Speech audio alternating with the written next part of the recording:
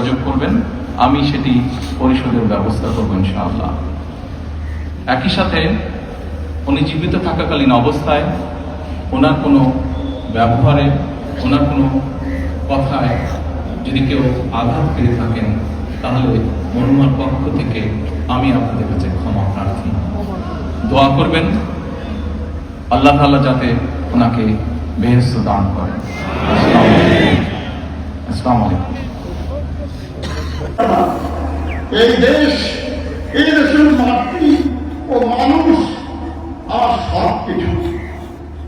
চিরচেনা এই দেশের মাটিতে তিনি শেষ নিঃশ্বাস ত্যাগ করেছেন। আজ এই দেশের মাটিতে তার শহীদ স্বামীর পাশে তিনি শায়িত হবেন চিরদিনের জন্য ইনশাআল্লাহ। আমরা যারা তারেক রহমানের নেতৃত্বে এগিয়ে যাব, দেশনেত্রীর মতোই গণতন্ত্র কথার উপর তাদের চলছে মৃত্যু পরোয়ানা। এর সাথে ভোগ করতে হয়েছে দীর্ঘ কারাবাস।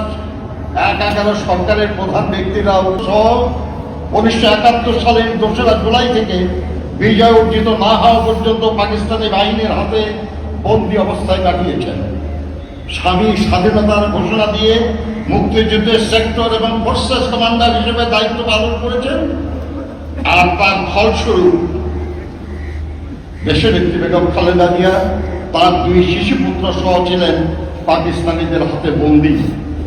মহান মুক্তিযুদ্ধে এই পরিবারের অবদান এক অনন্য দৃষ্টান্ত। ফাঁসিবাদী হাসিনার ব্যক্তিগত প্রতিহিংসার শিকার হয়ে মিথ্যা মামলায় 2018 সালে